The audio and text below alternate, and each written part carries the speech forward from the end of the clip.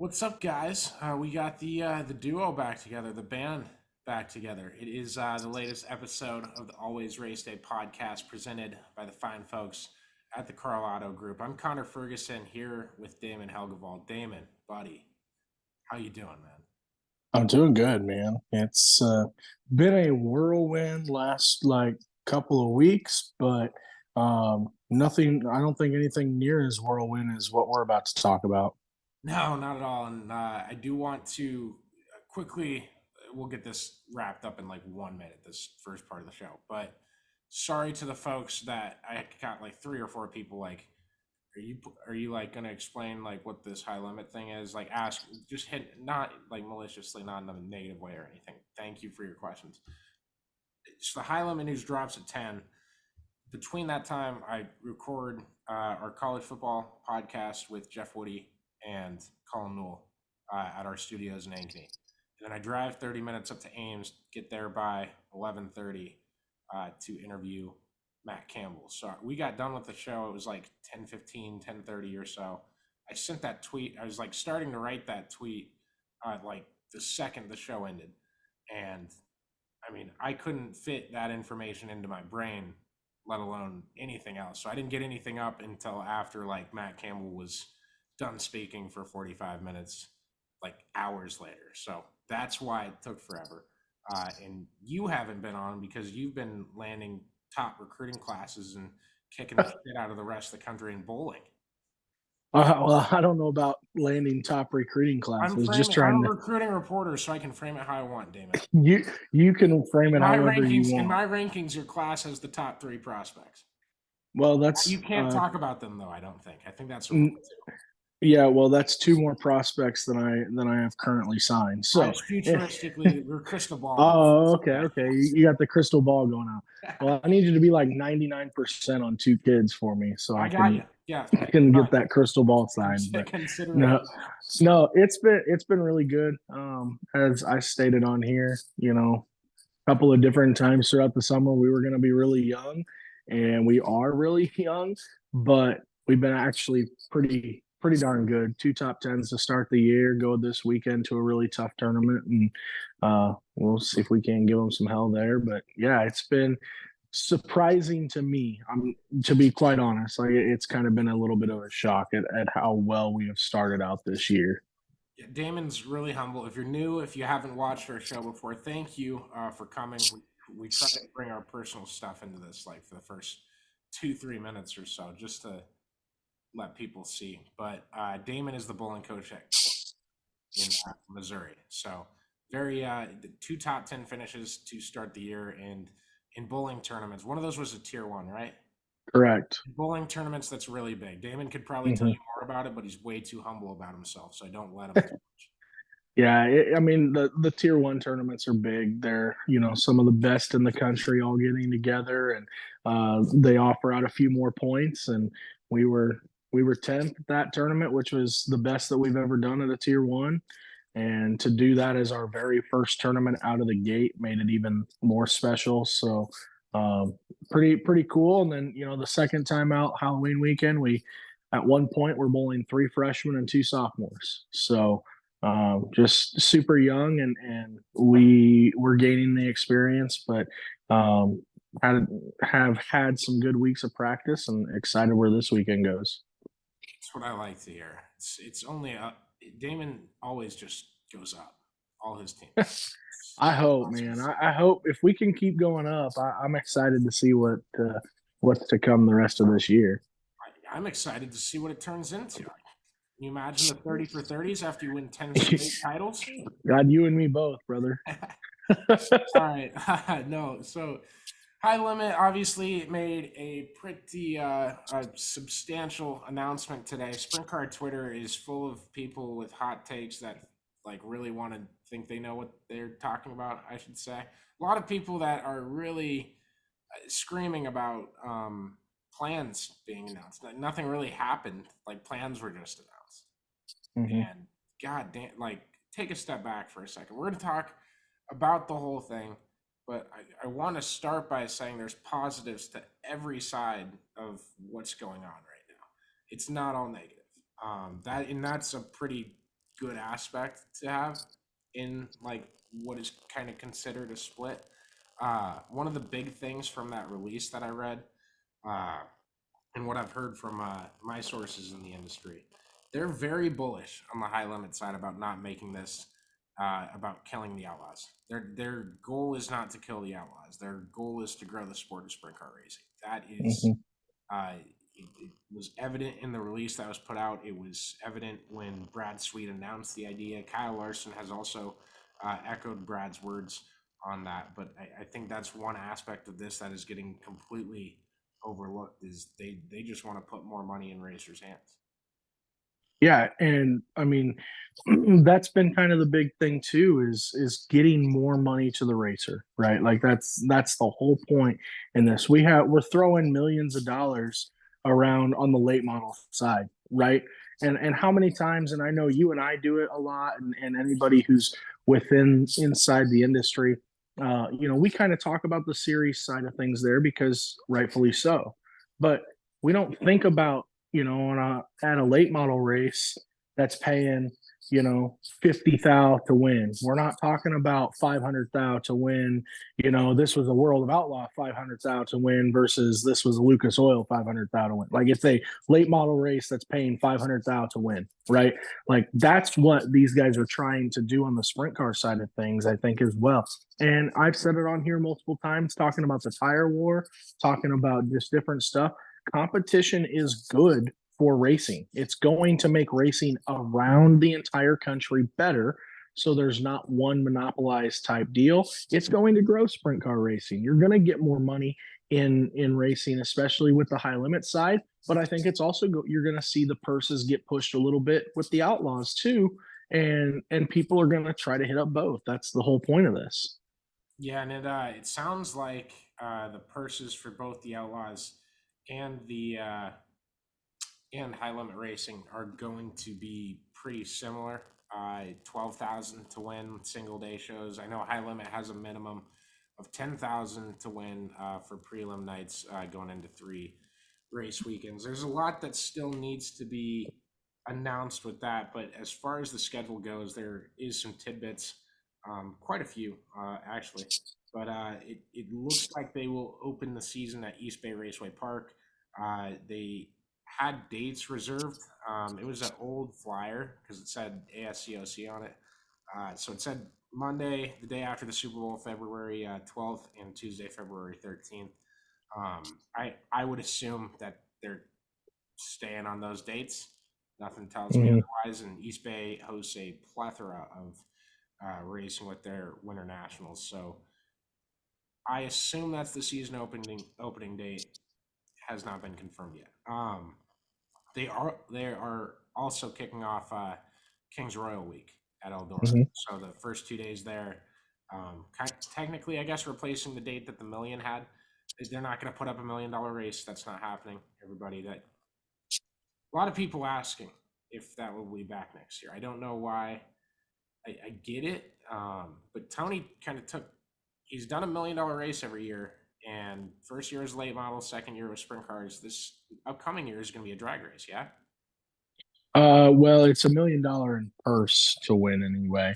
Okay. And Tony's not necessarily like funding it. It's more the owners group, quote unquote. They're the ones that are funding it alongside of Flow. So it's like I think it's like it's either 250 and 250 for the nitro classes and 150 for pro stock, or 500 for the nitros and 250 for pro stock, but I can't remember off the top of my head. Gotcha. And we'll get right back in the schedule, but one aspect of that is Flow is a major player in this. Mhm. That is not being talked about a lot either. That And they, it should be like yeah, I yeah. think that's a big deal, having Flow and having that title, having that sponsor in your corner. That's a really big deal. Let me try this because even when I'm like 5 minutes ago, I've been wondering since the whole like day, how am I going to portray this for fans out there? And I think this will reach all the levels of them. Hopefully, you can grab something from this if you can't. I'll try to fix it. I don't know. Damon, you hate conference realignment, right? Yeah, just as I, much as I've, anybody I else. haven't met a person that likes conference realignment. Hmm. I mean, if you ask Chris Williams, he doesn't like it, but he loves covering it. That's two different aspects of the Hmm. coin there. And Absolutely. that's a bit where we're at, but this is exactly like that. Flow is a big player in dirt racing. They want to up their game in that. High Limit is an avenue to do so. They purchased a minority stake in High Limit. Hmm. That was announced with this release. Obviously, no details beyond that, but uh, that is exactly the same type of thing where ESPN or Fox has deals with this conference, and CBS has this conference, and nobody wants the Pac-12 still. Just in sprint car Hmm. world, no one wants the Pac-12 either. Uh, that's the whole thing. They want to make this thing bigger. They're going to do a partnership deal with the Lucas Oil late model series. They're going to have more companion races. How many times have we gotten on the show and said that the Outlaws should do that? Yeah, a lot of times. I know I we talked about it this year. And I don't want people to think I'm taking sides on the Outlaw deal. I got a couple of those comments. I've gotten every negative comment in the book today while trying to work on this big damn college football story I'm working on for. If you listen to the podcast, it's on YouTube for Cyclone Fanatic. Go listen to it and look for the part I was passionate about. That's what the story is about. There's your hint, if you really want it. But no, it, I think I probably brought that up, me and you together, every 3 months or so, that we want Yeah. to see sprint cars and late models race together more. And the only like gripes with it were about, well, how do you prep a track for that? And every time I've seen them race together, the track prep conversation is never around the late model screwed it up or the sprint car screwed it up. If there's a track prep complaint, it's almost certainly somebody else's fault. Right. Well, we talked about it when you went to Bristol.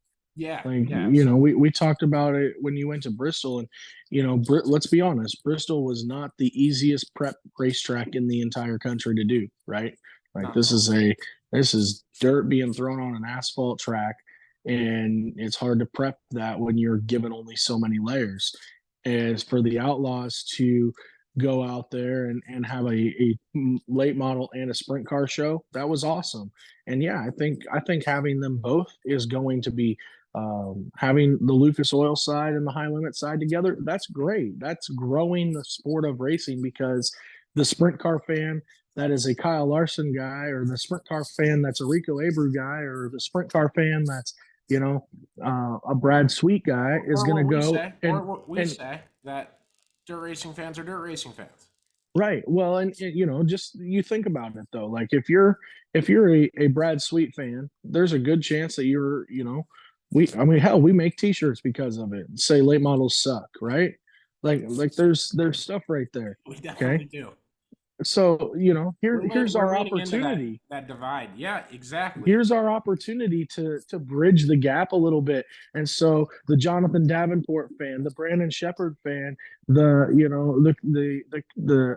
Chris Owens fan, they're all able to like go across the Jimmy border a Owens. little bit. Jimmy Owens, sorry, I was looking at something else. Sorry. Damon has been recruiting like Yeah. madman. I'm literally taking like the last 30 minutes of his day right now, so don't let him if he misspeaks at all. So but regardless, right, like you've got all these guys that you can cross over and be fans with. Okay, and now you're going to get to bridge that gap by bringing the two series together. Yes, you may have one or two or three bad shows because the track prep isn't necessarily the greatest, but I think bridging the gap between the two sides is more important than necessarily having a perfectly prepped racetrack, which I think most places can find a way to do anyway. And I think more often than not, the track that if the weather cooperates and the track prep guy knows what Mm-hmm. he's doing, the track prep guys end up prepping a fine racing I, surface. I think that's the biggest thing that people forget about when it comes to prepping racetracks is if the weather is good and the weather's in your favor, you can prep a racetrack to the best of your ability. for sure. Some more schedule bits. Eagle Raceway in Nebraska will have it's going to be tabbed the Eagle Nationals. It will be the highest paying race of what they're doing is they're going to keep a midweek mini series within the national tour. I would expect that to be somewhere around 10 races, maybe more, maybe less. Um, I would also think Kyle Larson comes back to race most of those at least. There's no confirmation. That's why I'm not saying anything definitively. Don't read into anything. It just isn't official. But so his championship from last year is being considered the midweek championship that he won. So this national schedule, this is going to be their like inaugural season. It's semantics. Don't be arguing about asterisk to me. I do that too much with my stick and ball sports friends, and it's just as stupid over there. So, West Coast, they got the Skagit Nationals, they got the Gold Cup. They got the two staples of what the World of Outlaws schedule was on the West Coast. That stuck out to me. Obviously, Brad and Kyle, both from California. I wasn't surprised to hear that. And I think the Outlaws are still possibly planning a trip out west. I don't know what they're going to do with the rest of the dates, but I do think they're supposed to be having a race at Skagit as well. So we'll see what that ends up being. Other races coming back to the high limit schedule or the all-star races that are being absorbed. The Bob Weichert Memorial and the Tuscarora 50 at Port Royal are both returning, as well as the Dean, I think it's Dean Niddle Memorial. I can't remember. I know it's one or the other. Sorry, guys, it's been a long day. And the Race Redeem Foundation race is going there as well. I would think that means Zeb Wise and the Rudine Racing guys are going high limit racing. I don't know that for a fact. So, either way there. The series is going to end its season at the dirt track at Texas Motor Speedway. They're also going to be there in April with a race in conjunction with NASCAR's Cup Series weekend at Texas, as well as one in May with NASCAR's race at Kansas. So, as far as I'm with I'm reading off my article that I wrote with scheduled tickets like that. I think there's a lot to be excited about there. There's a lot of big races on that slate. There's a lot of races that have grown over the years, or like the Gold Cup, are coming back to kind of having a renaissance of their old popularity. Well, think about how much they pushed that race at Talladega, right? That late model race that was at Talladega when the Cup Series was there. Okay, think about that. Now you're going to Kansas in May. I've never been to Lakeside, but that's that's going to pull me to Lakeside if I can get there to that race that weekend. Like that's a big reason to go because it's a high limit national series that's going to be there. Same thing down in Texas. Like, if you're bored sitting in the stands at the Texas NASCAR race, well, guess what? You get to go to a sprint car race across the street later on that night or whatever. So like there's so many cool things that they're trying to do to not only grow those, the big events, the Gold Cup, the Skagit Nationals, others like that. Now you're adding these other events in on top of it too that are going to turn, racing events already into bigger racing events. And to go along with that, World of Outlaws are going to Knoxville the week of the Iowa Cup race. Mm-hmm. Are you excited? Yeah, same thing. It's the same thing. That? What's that? Are you excited to work that? The back to or the same day stuff? Yeah. Not excited to work the same day stuff, but you can do it with me though. You imagine how many times? God, I might really lose my mind if I have to do that. We're gonna have the sickest party ever on Sunday because we're not gonna have any time before that. Jesus. I'm excited. We'll figure it out. We're gonna have to plan a bunch of stuff around it. Yeah. I got a countdown thing on I have a countdown on my wall. I have it stickered up there, but I haven't ripped off the sticky note in a couple days. I don't know what it is. I think this is good that they're adding these events. I'm excited to see what tracks do they go to. Knowing Kyle, knowing Brad, like I would not be surprised to see them put a place like Kokomo on there. Like I'm not going to be surprised to see them, add a couple of tracks that, quite frankly, we don't see sprint cars at too often. Yeah, I am too. It's going to be interesting when they drop the full thing. I know there's a lot of teams waiting on that. Brad Sweet will race full time with the series with Casey Kane Racing. Uh, Casey Kane has not announced his plans. Not certain on where he's going yet, but Brad Sweet will be there at every single race. I don't think that should come as a shock to anybody. The other thing I wanted to touch on too, and I think you're going to get to it Yes, anyway, but is it's not being talked enough. They're not limiting their drivers on what that races was that the they next can run. bullet. Yeah, Like that's a big deal too. Is they're not limiting their drivers on the races that you know on the series that they go and run on top of it. Like they're wanting you to go do that. I think that right there is telling me, as even as a fan of the sport, but also someone who's just kind of new or not necessarily into the sport as much. That tells me or whomever they want people to go race the outlaw events. They want people to go race these other events. They're having off weekends specifically for the crown jewels and sprint cars.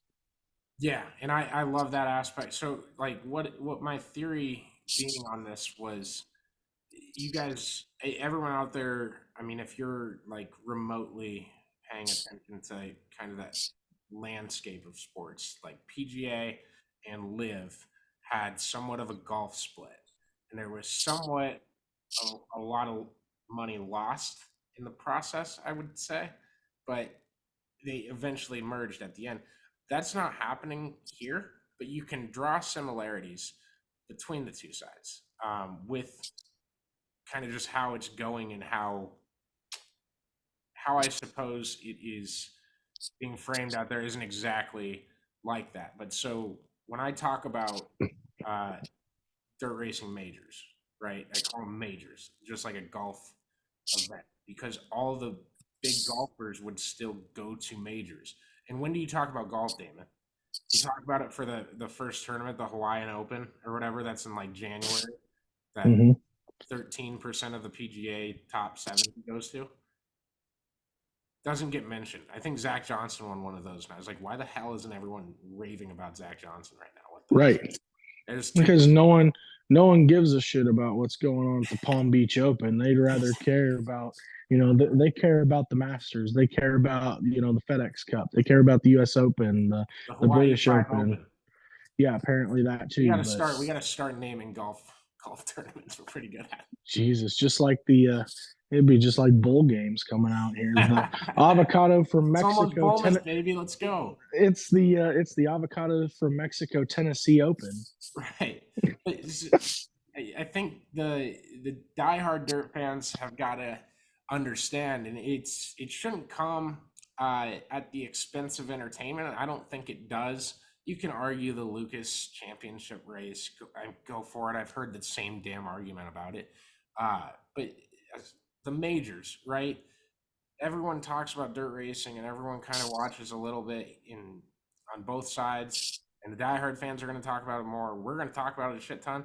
Our fans are going to talk about it a shit ton.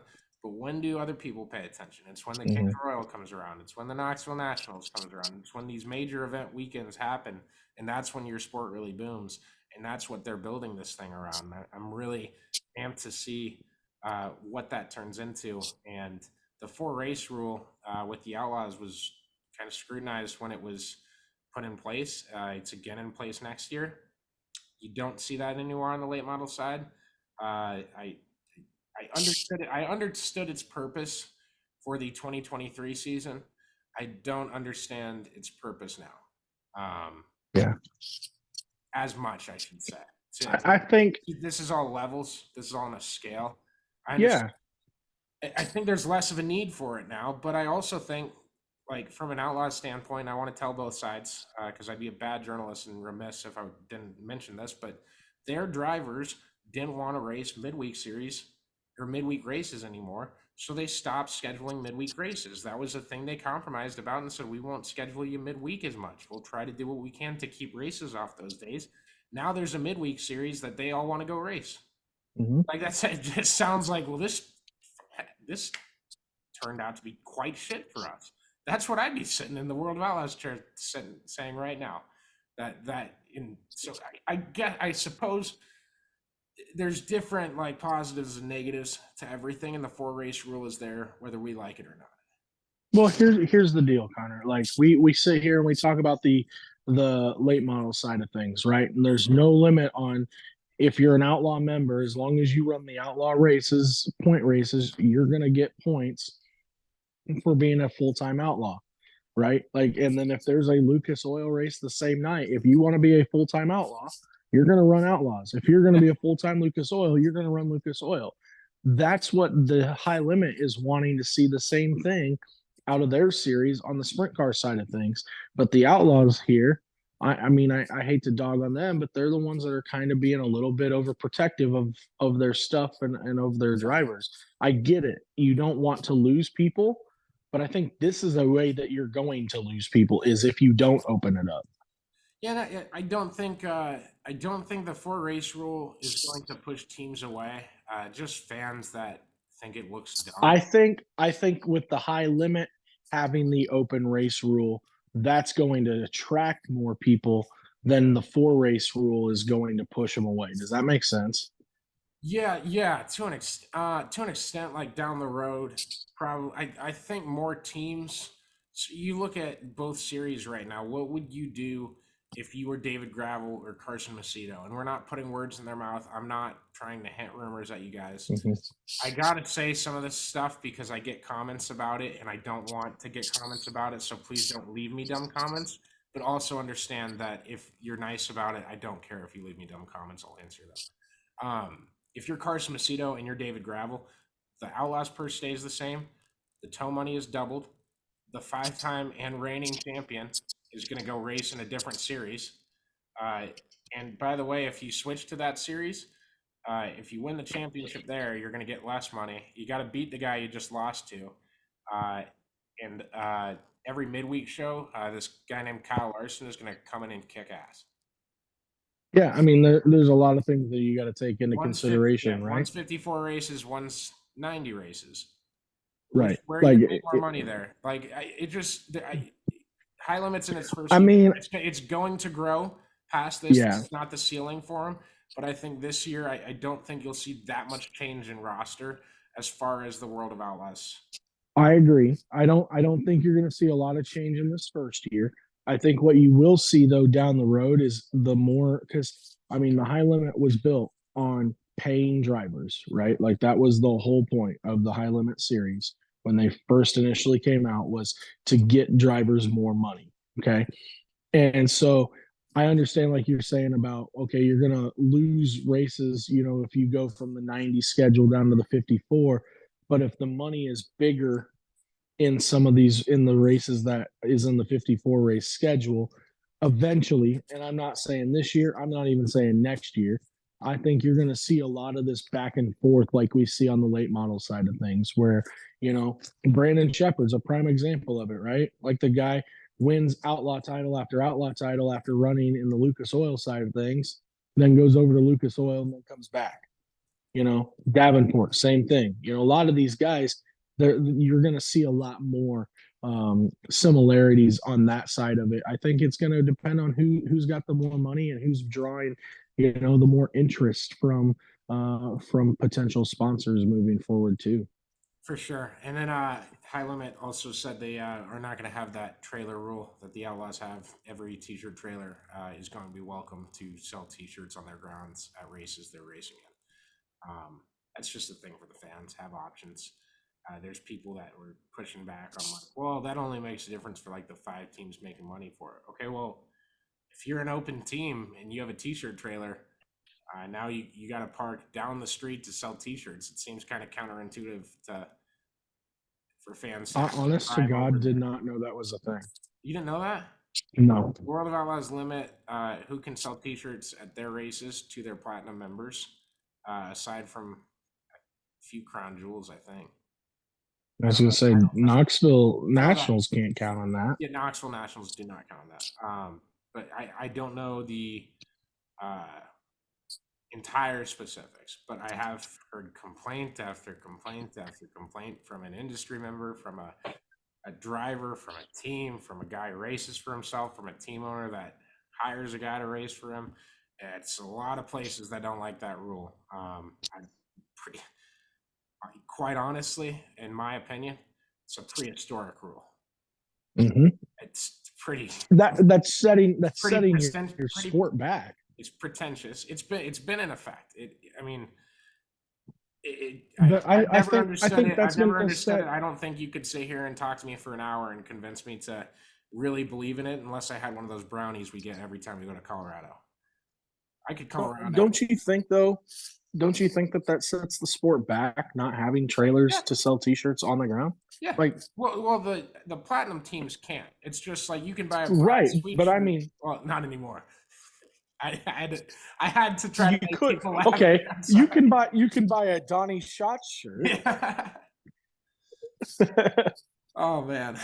You know, We have to. Me and it's Damon. just like it's so.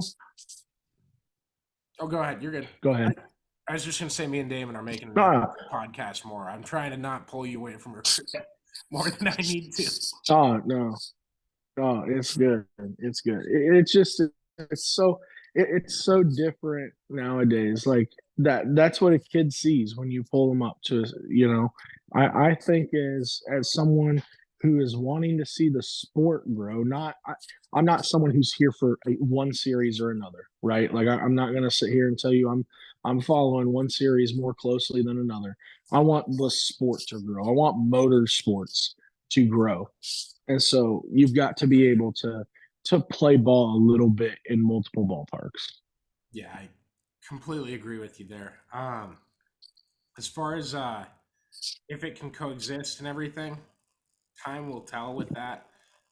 It's not going to be answered right now. What I will say is, if you are concerned for the future of the sport, the concerns have not arose to me yet. Does that make sense? Yeah. I mean, I anticipate those signs and those concerns potentially coming in the future. That announcement did not reap any of those concerns whatsoever. And from how things stand right now, I think you're going to look at not a really similar 2024 to 2023, but one where the outlaw teams that were the outlaw teams this year, most may be staying. And still undecided. This could change. I'm not trying to report this. And if this is wrong, I'm going to come back and tell you guys that, hey, I fucked up 2 weeks ago. But I think you're going to see a lot of the same teams going outlaws, and you're going to see some new faces going to high limit. There's how many times we talk about, Damon, the developmental ladder in sprint car racing in its own, and how many guys race really well at Knoxville every week and want to broaden horizons, and they might move to Pennsylvania, California, they might move to South Dakota to please somebody, and then have a deal come back on the other end and be back at Knoxville. And they want to try to race more nationally. This could be an avenue for them to spread their wings. And for those that are, this is the last really big thing I want to hit on. The Ohio fans, can someone talk to like the Boss Sprint guy, the Boss Sprint series? I'm not sure who's behind it and who's running it or anything. I'm sorry, I'm bad preparation here by me, kind of, but off the cuff. Who says the Boss series can't absorb all these all-star races? Right. What was the structure there that they were running that they were able to make it work that Boss couldn't do it? Because they race a ton in Ohio. I know a lot of folks that go watch those races. You want a regional series based around Ohio, there's your answer right there. It's in front of you. Yep. And you don't need to make it too further regional than Ohio and the bordering states next to it. You don't. That's what a region is, right? Doesn't need to be that. Doesn't need to be that huge. People will still come. I think there is a bit of a void in the sport. I'm glad we're not losing Ohio Speed Week, but I don't think any of this is the end of the world. And I think there's things to go around and money to be had. And I don't like saying fun to be had. I hate that saying fun was had by all. So that's hardly ever the case. It's usually we have fun at my expense. Damon's throwing chirps at me left and right, tearing me down. Yeah, that sounds about right. We're all gonna go out and party, and I hope to see everyone back at the Nationals next year. Yeah, no, I think, I think you bring up a lot of good points on it. And I think that, we're not going to see an end result in the next even 3 years. I think you're going to see some teams switch over. Like, I think you're going to see a couple of those middle to low end type teams try the high limit series this year. Why? One, cost savings. We just talked about, the schedule being 54 races versus 90. Like, everybody's going to still go and run a boatload of races. Doesn't matter what series you run, doesn't matter what you do. Everyone's still going to go out and run a bunch of races. But if you're trying to chase a championship and you're a mid-tier, low-tier Outlaws team, you're going to probably give the high limits a shot this first year. I wouldn't be surprised to see a few teams jump over there. I also think that you might see some teams that were out or were all stars go and try to run with the Outlaws full time too. There's a lot of those opportunities that are out there, but I think you can see them coexist. And again, we're not going to have an answer today. We're not going to have an answer, a year from today. I think you got to give everything a little bit of time and see where the schedule plays out, see where the teams play out a little bit. And, we've talked about it a lot, but see where the money plays out. Yeah, absolutely. It's going to be interesting to see where teams go. Obviously, still very early in the process, and still a lot of things that can happen between now and then. I know a lot of people are waiting for schedules. I have not heard if there are plans to release such and such schedule for. I'll say that for high limit or outlaws. Mm-hmm. I have heard one is close to being done. I've heard the other is done, and I've not heard any release dates for anything yet. But I know a lot of people are anticipating those, and that will be the next, probably the next domino to fall. I don't know. Other dominoes could fall before that. For sure. It's all in flux right now, but me and Damon, will be here.